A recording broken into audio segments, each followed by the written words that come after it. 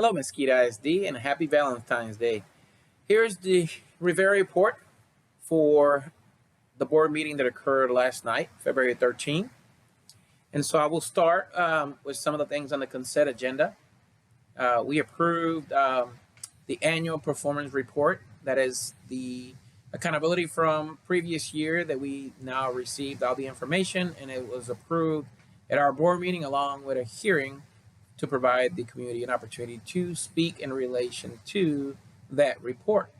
We also approved in consent agenda the purchasing of additional buses. As y'all know, our fleet, we keep replacing every year to ensure that we have good buses to transport our kids from one place to the next.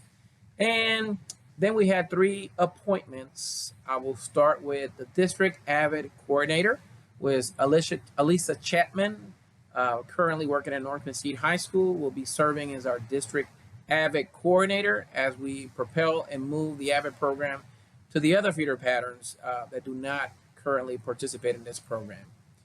The next appointment is Molly Laird. She will serve as principal of Tosh Elementary. So we're excited about what Ms. Laird would do for Tosh as she leads that campus now that the current principal is retiring for the 23-24 school year. Another principal appointment, Irina Mason, will now serve as principal of Terry Middle School for the 23-24 school year. And so we're excited to have Ms. Mason lead the Terry Middle School family as the current principal goes into retires and enjoys her life in the next chapter. The last appointment is Elise Quisenberry, currently assistant principal at North Mesquite High School, will serve as the principal of Gray Elementary. Now, those of you that followed Ms. Quisenberry will know that she was a assistant principal at Gray for 2 years. So this is a little bit of a homecoming for her going back to Gray Elementary. Then we were privileged enough to hear a report on facilities management by Mr. Scott Owens.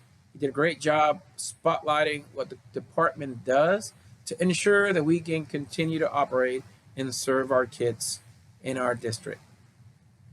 Then we had adopted all orders relating to the May 6th trustee election. As y'all probably are aware, three of our trustees are up for election in May or re-election, and we have to hold elections if an opponent does sign up. Also, we had a approved resolution to pay employees for the days during the district closing. All of you are aware that last week we had to close 4 days out of the 5 days due to inclement weather conditions. Well, I'm here to tell you that there's 2 types or 2 things that we have to address is instructional minutes, and we also have to address contract days. Because of the additional 5 minutes that we added last year because of the patterns in weather from previous 3 years, we only are short half a day at the secondary. So if we do not get a waiver from the commissioner for the missed days, we do not have to make up the days in terms of instructional minutes, but we still had the contract days to address. With this resolution last night, the board approved 7-0 to pay employees for the days missed.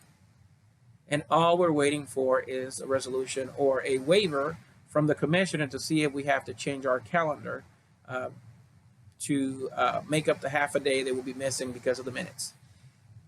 Luckily enough, because of the 5 minutes added, we had a little bit of a buffer, and hopefully everything will work out, but more information on this item in terms of calendar adjustments will come in the March 6th board meeting. So if you see your board members, thank them for approving to pay you for the days that you did not work, but we were glad that you were safe. Then we had a discussion to declare intent for the new elementary, the Ben and Joanne Cross Elementary School in the southern border of our district. Is affecting changes to Mackey, Thompson, Gray, Oxeger, and Henry Elementary, and Terry and Woolley Middle School. So we had that presentation last night. Then we had a facilities update. Many of you know that we did a facilities assessment. And so we're in the middle of prioritizing which campuses will be touched in facilities as we move forward in addressing our facility needs. Then we had a approval of GMP for Horn, approval of construction method for the welding lab at Mesquite High School, and also a general contractor for welding lab.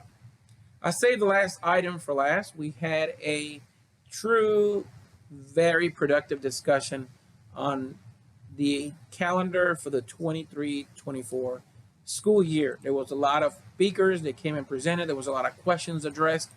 No decision was made on the calendar. The 4-day instructional calendar was discussed. If you want to see more details, I suggest you go back to that portion. We're attempting to pull that portion out, so you only have to view that, and you'll get a lot of insight in terms of the answers in the discussion that was generated. The decision will be made on the next board meeting. Whether it's special or March the 6th is still to be determined.